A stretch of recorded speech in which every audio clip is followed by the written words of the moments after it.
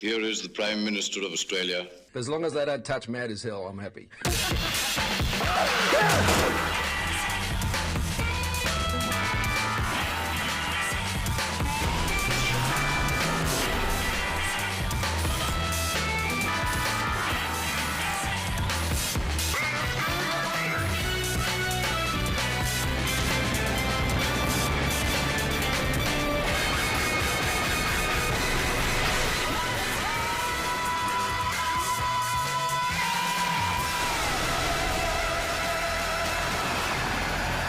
Thank you very much. Well, I don't know about you folks, but after the last 2 weeks of Parliament, I am exhausted and can do with a break.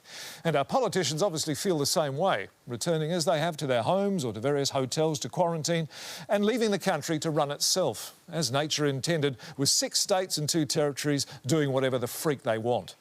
But hats off to the Prime Minister, Scott Morrison, for at least trying to get the states to do whatever the freak he wants, which is to open their borders by Christmas by identifying hotspots so people can at least go on their holidays. Mind you, the last Christmas the PM identified a hotspot and went on a holiday, it did not end well. Frankly, I don't know why he's bothering with a national cabinet. The whole point of federation was that the states found it too hard to agree with each other, so they let the Commonwealth run things. Their only condition was that the Senate be there to make sure the states' interest didn't get forgotten. The Senate is comprised of representatives of the states. The first time in 120 years the Senate might actually be useful, might actually accomplish something worthwhile, and the PM's off on a Zoom call with these idiots, when he could have just as easily walked across the hallway and talked to these idiots instead. Still, at least the National Cabinet are agreed on one thing. There is no consensus about opening borders. The PM, though, remains optimistic. Not everyone has to get on the bus for the bus to leave the station. But it is important the bus leaves the station, and we all agree on that. We all agree on that. Even when on occasion some might not want to get on. Sure, there might be no one on the bus, but it's leaving the station regardless. And let me tell you, an empty bus being repeatedly turned around at state borders all over the country is a powerful metaphor. Anyway, as the PM proved at the last election, he can pretty much convince anyone of anything, so I'm sure he'll talk the premiers and chief ministers into getting on board. You try and get all the kids in the car. You try and do everybody the same place at the same time. But particularly if they're teenagers, that gets a lot harder and they'll go and do their own thing every now and then. Yes, and as we all know, there's no better way to win over someone in an argument than by referring to them as children. Speaking of borders, there is something I'd like to address tonight, and it's an envelope that's been, I think, pushed too far in this country this last week. An envelope that I think could do with a little bit of plain speaking. That doesn't make any sense. Well, football. You can't get much more Australian, can you? Most of us sitting at home watching it on TV or our phones, pre-recorded crowds cheering as 2 teams of fit, well-muscled elite athletes who, like gladiators, aren't otherwise allowed to leave their enclosures, do battle. Travelling to Queensland along with 400 AFL and club executives and their families to glory. The reality is, though, that not everybody can play football at an elite level or be officials at an executive level or be related to them. So, of course, some of us will not be allowed in to attend the final or visit dying loved ones. That's just the way it is in these COVID times, unless you can get a special exemption. And the sad fact is that no one wants to bet on the result of your grandmother's funeral. Yet there are those who are unpatriotically and disrespectfully poo-pooing Australia's greatest sporting code, and worse, even mentioning it in the same breath as that shit Peter V'landys looks after. Even our politicians are lowering themselves by getting involved, with no less than Nationals backbencher Matt Canavan saying we should take off the football jerseys and put on the little Johnny Australian tracksuit. Now, again, I'm not sure we'd pay to watch that, but Matt's got a good point thanks to the natural contour of his head. Also, no less a politician, and it is hard to think of one, as Home Affairs Minister Peter Dutton has also weighed in, accusing the Queensland Premier Anastasia Palaszczuk of wanting to be popular. Brian Pegmatite, you're Peter's image consultant. Is he the best person to voice an opinion about how someone might achieve popularity? Oh, Shaun. Peter knows only too well the pitfalls of courting the love and adulation of others. 5 more votes and he could have been our Prime Minister instead of Scott Morrison, who I note with no pleasure is experiencing a dip in his own popularity over this whole border closure issue, with dissatisfaction in Mr Morrison's performance rising 3 points to 32%. Yes, you note that with no pleasure? No. But he's still ahead of Anthony Albanese, isn't he, as preferred PM, 58 to 29, so that must give you some pleasure. Yes.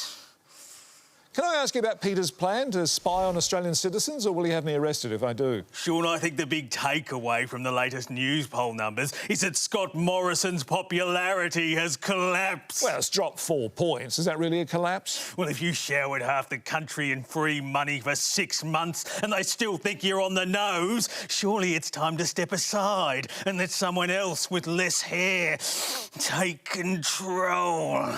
Like Erica Betts? Not much. Now, Peter's bill to see immigration detainees have their phones confiscated by the ABF in order to protect innocent people seems inherently flawed, given the detainees themselves aren't criminals and therefore are also innocent people. Let me take you through the figures, Shaun. Yeah, look, the poll's an aberration, isn't it? Yes, which means that given News Poll's track record, it's accurate. And all the people I speak to still haven't forgotten the Prime Minister's disgraceful handling of the bushfires, Shaun. Really, haven't they? Not after I remind them of it. Well, thanks, Brian. Pleasure. A little later on in the program, we look at aged care. The Minister in so-called charge, Richard Colbeck, was last week censured by the Senate over his recent handling of the sector. The PM, though, made this observation. John Howard was censured by the Senate. Paul Keating was censured by the Senate, Mr Speaker.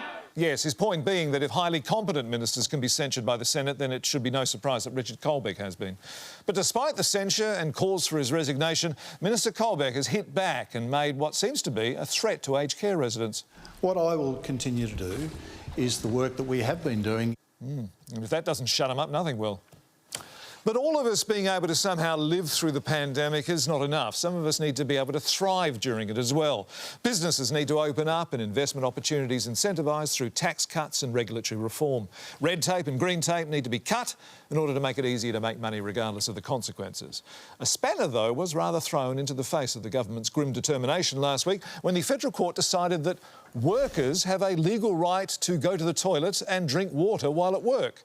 Drabella Burt, you're in charge of the empty chest in the Treasurer's office. This sort of judicial interference in the free market must really get on Josh Frydenberg's goat. Abso-fucking-lutely, Shaun. The court should be concentrating on ruling these border closures unconstitutional instead of pandering to these so-called workers who, if it wasn't for us giving their employers JobKeeper so they could continue running at a profit, would be on JobSeeker instead, with no job to be forced to go back to once we reduce their payments. You shouldn't have to go to court so you're able to go to the toilet or drink some water at work. No, I agree with you. Just hang on and let the court decide things that help the little man, like the validity of that controversial ATO backpacker tax, which taxes backpackers at 15% on what they earn with no tax-free threshold. No. I meant surely not being allowed to go to the toilet and drink water when you need to is an affront to basic human dignity. Oh, here we go. Take your cigar outside, Che Guevara. Ugh.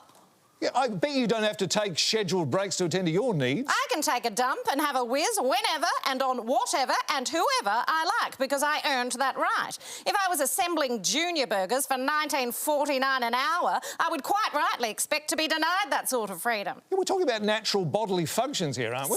Sleeping is a natural bodily function. Does anyone do that on your show, apart from your audience? There's a time and a place for most things, and generally work isn't it. Yeah, but I don't If think... it's not one thing, it's another with these people. First it was wanting to keep their penalty rates. Now they're gone. They're trying to screw the employers over drinking water and dunny breaks. Don't they see if they're not allowed to drink any water in the first place, there'll probably be no need for them to go to the toilet? We've got 7 states and territories all going through a health crisis here, Shaun. Yeah, but... When ancient Egypt went through its 7 plagues and got back to stimulating its economy with major infrastructure projects like the pyramids, they weren't having to deal with a bunch of entitled snowflakes whinging about working conditions. Yeah, they were slaves.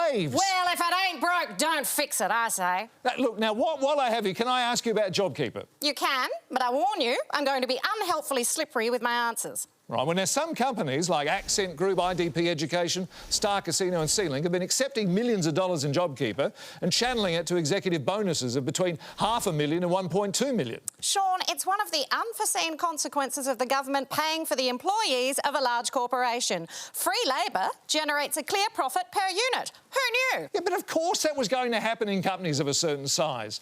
Why didn't you put some conditions on bonuses and share dividends during the period they were processing JobKeeper payments? Well, we can't tell people what they can and can't do with the money we give them, Shaun. You limit what welfare recipients can spend their money on. Why can't you do the same thing with CEOs? No gambling, no alcohol, no executive bonuses? Executive bonuses will be less of a concern when JobKeeper is less. What, when you cut it to $1,200? No cut. We're not cutting anything. Josh says... When it transitions down to $1,200... When it transitions down? Much in the way that when an aeroplane suddenly loses its engines, transitions down to the ground. JobKeeper was always designed to transition. So could it transition up again? JobKeeper designer Dr. Eldon Tyrell. Shaun, JobKeeper was always designed to go down. It's in its nature. It's woven into the very fibre of its being, like a lemming charging off a cliff or an elderly person slowly getting shorter. You wouldn't say that old person had been cut, would you? And certainly not that their aged care funding had been. Can't you change it? Change it, that's a little out of my jurisdiction. Josh Frydenberg has said the government is prepared to do what it takes. You would like the eligibility criteria to be modified? I had in mind something a little more radical. I want more life. To make an alteration in the structure of a welfare support is fatal. A payment sequence cannot be revised once it is established. Hang on. Didn't you already extend JobKeeper once? Well, yes, but to extend it twice, that's playing God. The payment that keeps the lights on twice as long burns half as bright. And JobKeeper has burned so very, very brightly, Shaun. Yes, thank you, Dr. Tyrell. And thank you, Dramella Burt. Do you like my owl? Yes, beautiful. And Dramella, to thank you for coming along tonight, pursuant to your contract and putting on your makeup and your costume and doing your funny voice, please accept this hard quiz board game courtesy of Mad as Hell. No, I'm good. I understand. Well, coming up with news that we've sent former PM Tony Abbott to England for trade, we wonder which former PM they're going to send us in return. Also, wagon wheel flavoured milk. What's the point of evoking the image of a wagon wheel if it no longer has its shape? Surely it's just chocolate, jam and marshmallow flavoured milk. Into the bin! But before we go on, I just want to say a few words about Tony, if I may. I think he's been treated very harshly this week. Can we have a decent picture of Tony up there? Because I would like to be serious and congratulate him on his new appointment. Can we? Thank you. Thank you very much. Now, it'd be fair to say that some in the British government were a little hesitant about Tony, with the opposition's trade spokesperson, Emily Thornberry, describing him as an offensive, leering, cantankerous, climate change-denying, Trump-worshipping misogynist. Conservative MP Carolyn Noakes, though, had a different take on Tony, saying... He's a misogynist. He has very poor views on LGBTQ rights, and I just don't think this is a man who should be anywhere near our Board of Trade. But this was water off a duck's back for Tony and hopefully redirected into the Murray-Darling. As he said... Inevitably, if you have convictions, you'll draw criticism. But if you want to get things done, you need people with convictions. So some future employment prospects there for Eddie Obeid. In my view, though, I think the measure of Tony Abbott is not what he said in the past about gay people or women, but what he says today about himself. Here he is in London answering a question about a book written by Boris Johnson. I'm not sure if you've read 72 Virgins, as well as his book on Churchill. No, but I'd be happy to meet them, though. Well, if you know where you do meet 72 Virgins, I don't think you'd be so keen on that. But, and you mentioned cricket. You obviously have more intelligence on these things than I do. I bet he does. And just to explain, Tony's joke is that as a heterosexual man, he'd like to meet 72 virgins because they've had no sexual experience and Tony could have sex with them for the first time, which is just the sort of thing that a knockabout Aussie larrikin would get up to, as well as a martyred Islamic fundamentalist. Of course, Tony hasn't been the only ex-PM in the news this past week. A few of them have been out and about. Julia Gillard talking about her misogyny speech.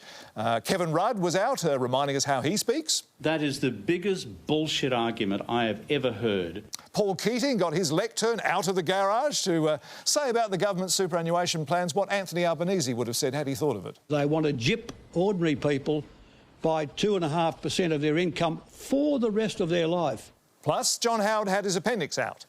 Actually, it's interesting, isn't it, comparing our old leaders to our new ones. Paul Keating had a great way of cutting a political opponent down to size. For those of you too young to remember, he was the Bill Shorten of his day.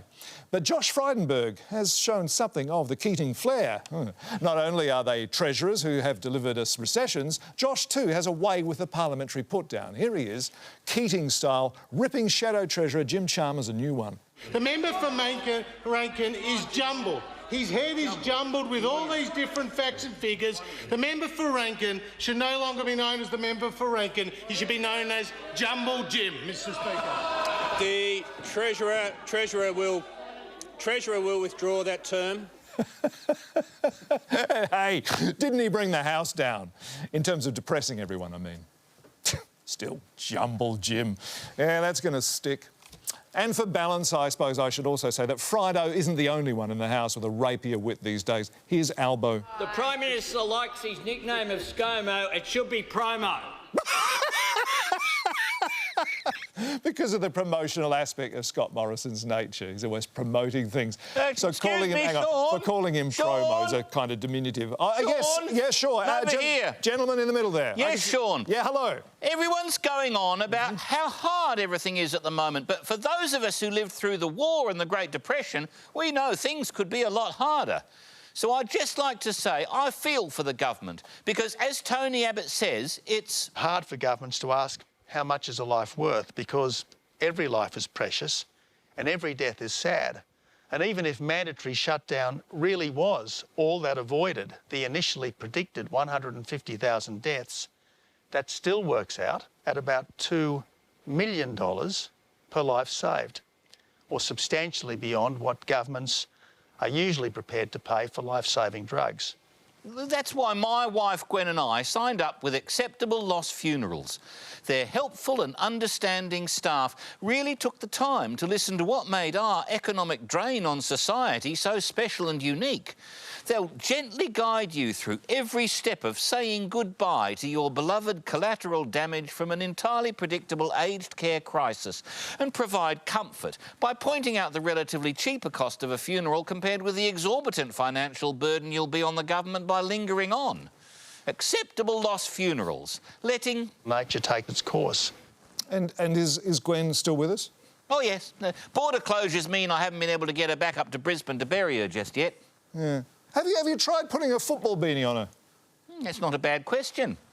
And if you think you know the answer, then send it in and you could be in the underwear drawer to win an dodecahedron. Enjoy all aspects of this multifaceted representation of one of Australia's most popular artistes, ideal for use as a paperweight or completely ineffective as an ashtray. That's nice. Actually, Dre Miller, are you still here?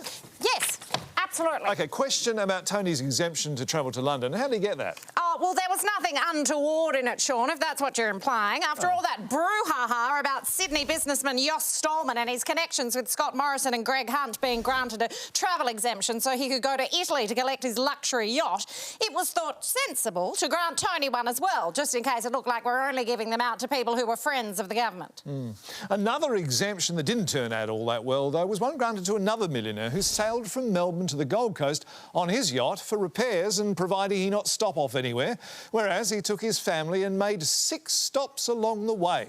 He's now facing a criminal investigation. Is that fair enough, Chair of the Friends of the ABC Board, Penelope Impact? Australians hate nothing more than someone who thinks they're better than they are. But when they are better, I think they have to make an exception. I mean, the glee that some people exude when the rich and successful get sprung trying to get out of doing what everyone else has to, it's positively nauseating. Well, we're supposed to all be in this together, aren't we? Are we? Well, I didn't see you having one of us dress up as a character for a skit when that lady who snuck into Western Australia by hiding in a truck got 6 months. No, just because someone does it in a luxury super yacht, you lefty ABC types are all braying away, just like our herds up at Barrel and Burradur. What's the point of having influence if you can't use it? If I've got my lap pool on my roof and don't have the man who cleans it for me each week take off his shirt, well, why have it installed in the first place? I can see how you might not see how the rules apply to you because you have an inflated sense of self-importance. But saying you'll do the right thing when you have no such intention is just common deceit, isn't it? How dare you Shaun. Common deceit. It's a very special type of deceit, only available to an exclusive cabal. Well, thank you very much, Penelope, for coming in. And please accept, with our compliments, the appendix of former Prime Minister John Howard, complete with a certificate of authenticity. Yummy. Oh, would you like straight to the break? Camera, that one. Hi to the girls at Barrel and Borrower. Streaming now on iView in lieu of any new Australian drama content, Call the Midwife's warm reflections of life in 60s England will delight you. Ow, fuck! While the world is changing quickly, the importance of family life is a constant.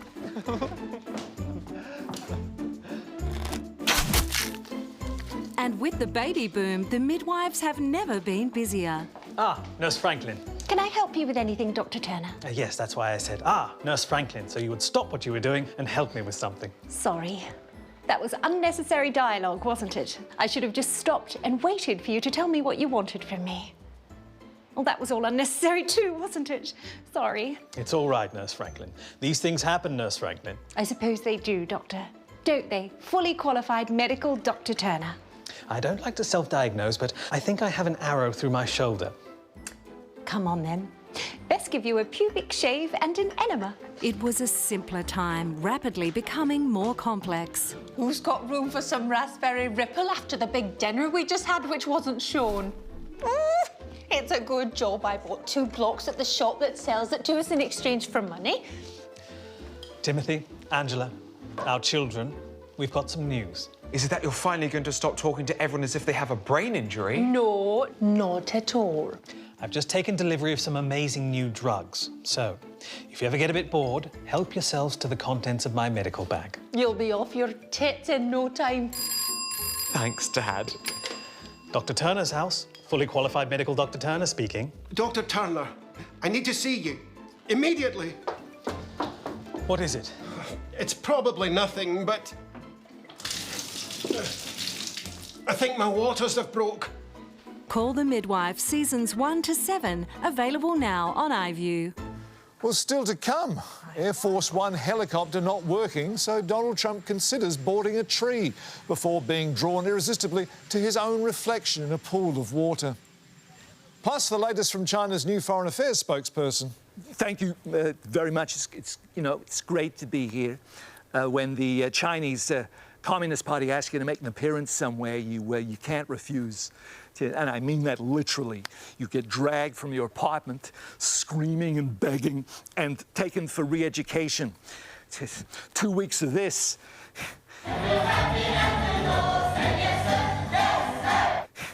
And I would have happily sold my own wife and daughter. And they're the same person, so it's, 2 for 1. It's not a bad deal. Now, we've been talking about aged care this week, and while most of the blame for the aged care disaster has been laid at the feet of the Minister, Richard Colbeck, who, as can be seen from this footage of the Senator, sure knows how to use them. The question remains, should aged care providers share the blame for all this, and if so, what part of their body should it be placed in front of? The perineum? The epiglottis? Candy and Ari Leach are the owners of St Gazar's Aged Care Home. Candy, Ari, what drew you to the sector initially? Yeah, Shaun, well, for us it was the desire to do something we really loved, wasn't it? Oh, absolutely. And now we do. We charter a private jet and ski Aspen every year.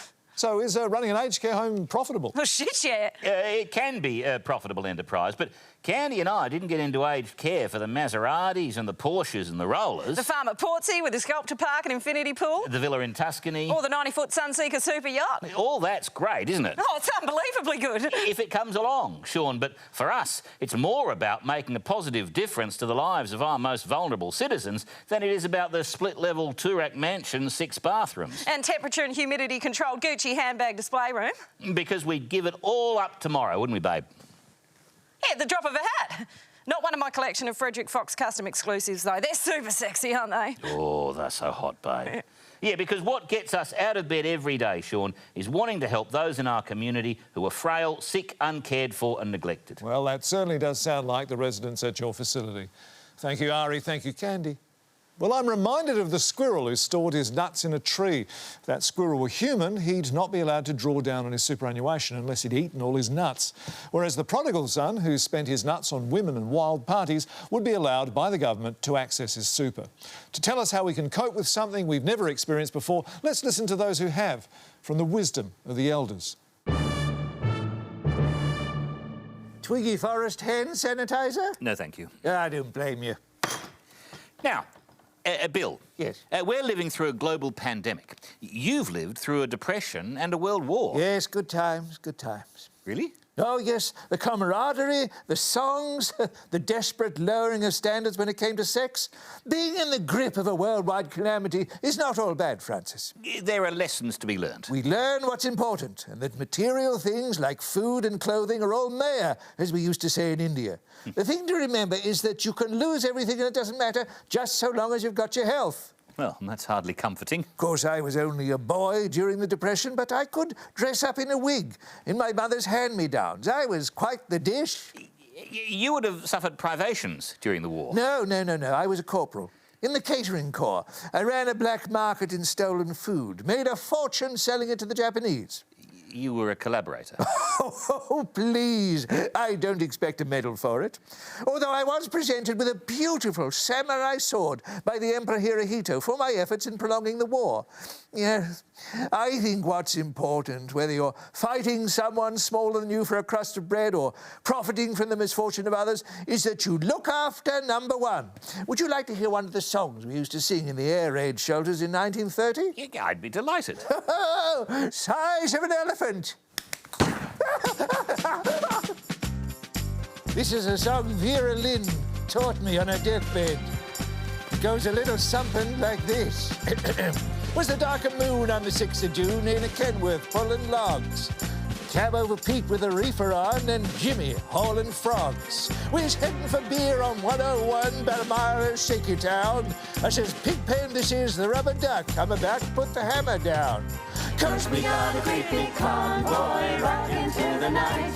Yes, we got a great big convoy. Ain't she a beautiful sight? Everybody, come on and join our convoy. Ain't nothing gonna get in our way. We gonna roll this trucking convoy across the USA. Back for you, Shaun! Yeah, Shaun, you bastard. Yeah. Well, coming up before Utopia to let us know what's happening later in the week. It's a great night's viewing tonight on your ABC. After Mad as Hell, Pippa, Courtney and Baz are on the hunt for a swarm of killer bees and whoever kidnapped and murdered them in Death in Lewisham, followed by the bizarre tale of a possessed ventriloquist dummy urging its master to commit unspeakable crimes in The Shire. And finally, Rage. And finally, filming on the new Batman movie halted last week because Batman actor Robert Pattinson has COVID-19. So the virus not jumping species in that instance. Goodbye. Giant baby.